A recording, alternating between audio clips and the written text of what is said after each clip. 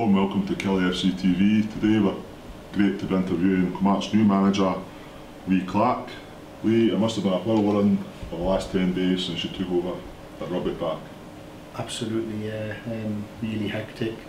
Not enough hours in the day really for everything that I want to do. Not everything that I'm trying to bring to the club, both on and off the field, is in place yet, because it will take time. You know, certain things I want to do around the stadium, etc., in the dressing room. With regarding the players, we're just in the process of changing all that, and obviously, you know, getting my full ethos and thought process over to the players, and them delivering it in the way that I would see is 100% the way I want it delivered. That's going to take time as well, you know, because there's lots of aspects to take into consideration: the tactical side of the game, the technical side, and obviously the physical side, which is the big thing with all this, because the way I want to do things, the physical side will be a huge part of that. So I have to, you know, safely try and improve that with the players in a short period, which is difficult. You usually use your pre-season to do something like this, but we're having to do a little bit in between very, very important games. What were the main reasons for coming to Kilmarnock? For me personally, in terms of, you know, there was a lot of things tick the boxes. The reputation of the club of developing its own players and using youngsters from its academy, which has, you know, gone through the club's history. The possibility of, you know, using the stadium as a training facility, so I could bring in the type of training that I want to use, the chronological training, which means training at 3 o'clock leading to Saturday afternoon games or Sunday afternoon, whenever they are, and training at night leading up to midweek matches. So that was a big thing for us. You know, it's allowed me to do that, and also as a manager, you know, to be managing at the top level in a certain country, with the possibility of being successful, competing in a European competition. So those type of things really, you know, interested us a lot, got us excited, and felt that, you know, if I could get over the first hurdle, which is obviously the real short term, is to keep the club in the league. If we can do that, we can then go on to push for those and make those goals achievable. Certainly most Killie fans would be great to go on European experiences again, having done it a few years ago now. The team's been very inconsistent this season. They've had great performances and then there's some absolutely terrible performances, particularly at Rugby Park. Have you been able to pinpoint why some of those performances have happened? I think there's a couple of things. I think it's when I looked at the results before I came into the club, and certainly, you know, the results leading up to my appointment, just before Peter and Lee took over in interim management, they seemed to thrive playing in the big games when maybe the pressure was off them. You know, the Celtics and the Hearts of this world, and get good results against those teams, positive results, and then coming home against, you know, teams in and around them where they're expected to get something, so the expectation level had grown where it was on their shoulders to win, but didn't really deliver. So, but I think in the last few weeks, and certainly last few games, that's been changed around.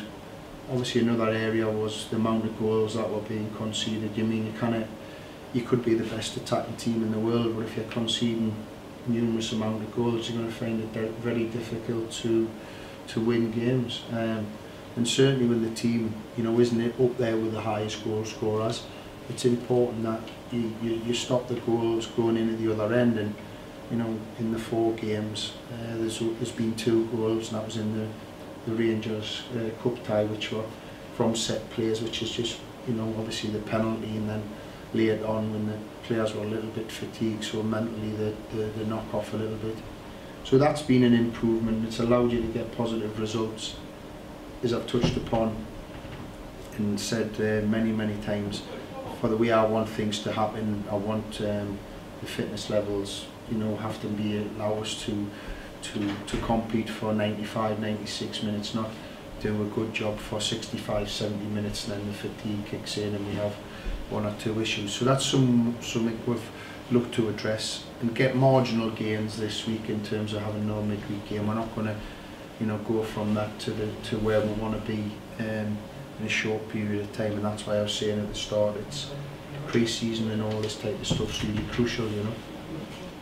Working with Peter and Lee, how you found that, and did you know them before you took over it? Well, I've known about that playing careers. Peter obviously came down south and competed against my Huddersfield teams when he was playing for MK Dons, and Lee is obviously a very experienced player in the Scottish game, but also had a stint down south and very respected. So, but it was important when I became the manager that I surrounded myself with people who knew the club, knew the game, because obviously, as I keep stressing, the short-term goal is crucial to everything.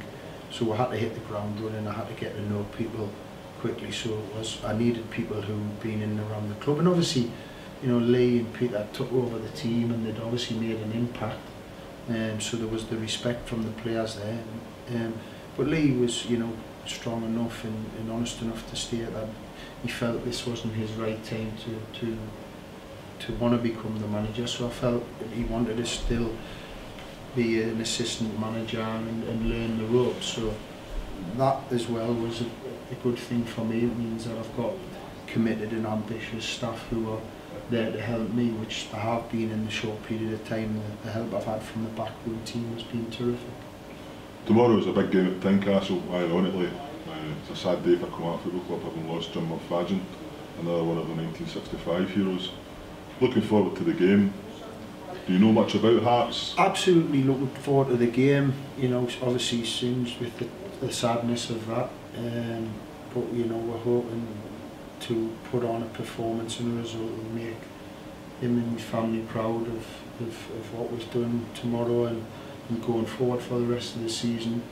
Important that we remember big names in terms of ex-players and loyal players to the club, and who've done a terrific job in the past and have been a part of the club's, you know, tradition and history. I know a lot about Hearts, and you know, in terms of it was always a regular when I was playing for Newcastle for us to have a pre-season friendly up in Edinburgh, just not being far up the road, and Tynecastle was the main place where we went to have those. And I've been to watch games there before and to watch players, etc. So I know all about, you know, close in on the supporters are close in on the ground, you know, good atmosphere, you know, the team's doing well, Hearts are doing well as a team, so, you know, but they know that we're playing with a little bit of consistency as well, so we're looking forward to the game. We're going there wanting to get the 3 points, and hopefully we can do that. Hearts are a very robust team. How do you intend to combat? Well, in any game you've got to be robust yourself and physical and put your game plan on the opposition. If you let them physically, you know, dictate to you, you'll never get a foothold in the game. So, you know, you have to, in any game that, or anybody that you're playing against, make sure the physical side of the game you're more than matching your opponent. So we understand that they're a big team in terms of stature, but we have to, you know, be prepared for that. That's one area where we need to compete, and if we do that, we can come out with the result that's required. Looking forward, in a year's time, who would you like to see come on? Well, you know, obviously to be in the top league, which means with the short-term goals being achieved, but to be in the top league and challenging in the top half of the table and pushing, you know, the so-called bigger boys there, because let's face it, I think we all agree that we think Rangers and Hibs are going to be coming up next season, so them, you know, coupled with Hearts and Aberdeen and Celtic, make it a real exciting top flight next year, and want to be a part of it, but we also want to be challenging those teams.